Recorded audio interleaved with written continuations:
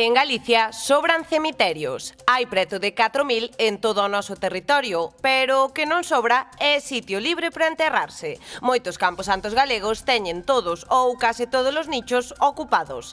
E aínda que os concellos van ampliando pouco a pouco os recintos municipais, enterrarse en moitas parroquias rurais xa é prácticamente imposible. Hai veciños que están recorrendo o baleirado de nichos, retiran os restos mortais de parentes ou veciños para enterrar outra persoa na mesma tumba. A veces, incluso se fai de prestado. No termómetro puidemos coñecer como funciona este traslado de restos mortais. Neste caso, teño nas miñas mans a bolsa de restos cadavéricos, que se utiliza eso para cando exhumamos restos, se depositan aquí, e cando se fai traslado en coche fúnebre, o que faríamos é os restos que estarían recollidos nesta bolsa, depositaríamolas dentro desta caixa. A solución á falta de nichos libres é complicada. As ampliacións de cemiterios teñen un longo percorrido burocrático de regulamentos e licenzas. E, por se non fose pouco, moitos son da Igrexa, que apenas ten recursos para afrontar as obras. É dicir, segue sen haber sitio para enterrarse. Por se non chegase con morrer, agora hai que loitar por un lugar onde facelo. Pois unha situación así están a vivir aí onde te atopas, non, Rocío? Nese camposanto de Rufiáns.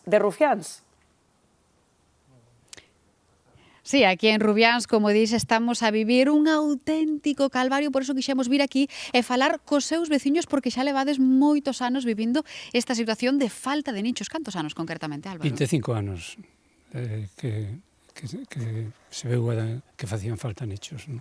25 anos nos que loitamos por ter, moitas grazas, Álvaro, a nosa familia cerca cando nos deixan.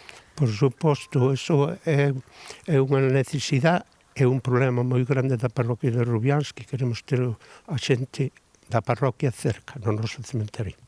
Claro que sí, cerca, cando están con nós e cerca tamén cando nos deixan, porque é que non podemos perder de vista que o descanso eterno é fundamental, non si? Hombre, é moi fundamental.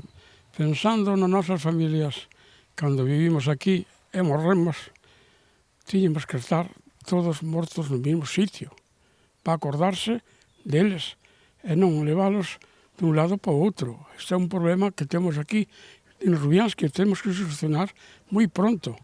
Claro que sí, hai que solucionalo porque familias como a de Charo, moi bo día, Hola. tivechedes que sufrirlo en primeira persoa. Sí, hai uns 32 anos que morreu meu irmán. Ademais, en principio, como xa non tiñamos nicho, estuvo enterrado nun cementerio en Pontevedra.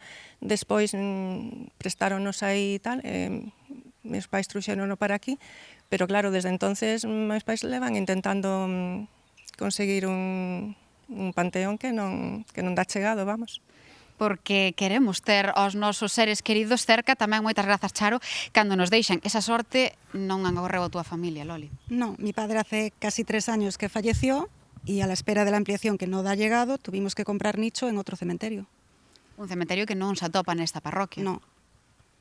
Por tanto, non descansa xunto aos seus seres queridos. No, que hai máis familiares y en ese cementerio solo está él, los demás están aquí. Entendo que isto ás familias, Charo, vos doe profundamente. Home, claro, miña nai, ademais, a intención que quería ter todos xuntos, estar aquí, que é onde están tamén o resto dos parientes, non? Pois moitas grazas por atendernos. Agardamos que esa ampliación que está por chegar aquí a Rubiáns pois poida pôr un pouco de luz a esta situación, compañeiros.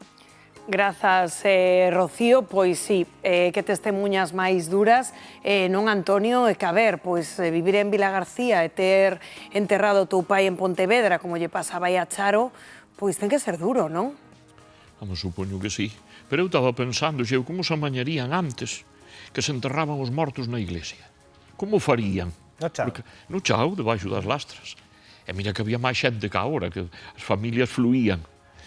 Vamos a ver, eu na nosa diócese non temos este problema. Incluso hai xente que devolve os nichos ao obispado, porque ten ao mellor máis dunha fila, ou que seña. Ahora veu unha nova normativa, porque estaban postos a nombre de bisabuelos, tatarabuelos. Houve moitos que marcharon para Cuba, para Buenos Aires, e quedaron os nichos aí medio abandonados. O caso é que facer unha ampliación do cementerio non é fácil. É o que falabais hai un cachiño de que hai que ter mosca xa para empezar. Porque xa antes de poñer ladrillo ningún, hai que dispoñer de 6 ou 7 mil euros. Claro que... Para permisos e para historias. Claro, non podes chegar ali ca plomada e ao carretillo a poñerte a facer o cementerio.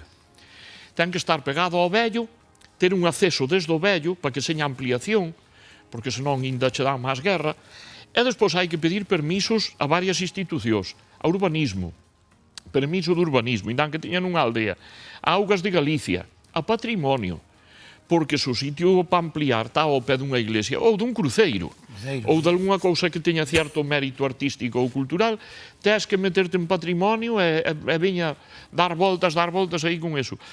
E despois hai que chamar un arquitecto e facer un proxecto e presentar o proxecto. E despois hai que facer que non é só o cementerio. Tes que facer cuartos de baño, para homes, para mulleres, para impedidos e a un forno para queimar os restos. Claro, é que... claro, a hora Cantas veces temos falado aquí, Pepo, deses trámites que nos está relatando ahora Antonio, que dilatan estes procesos? É que chiquitas ganas de morrer. Chiquitas ganas de morrer esta situación, para dicir, vou dar máis a lata de morte que de É mellor seguir aquí. É mellor seguir aquí, ao final.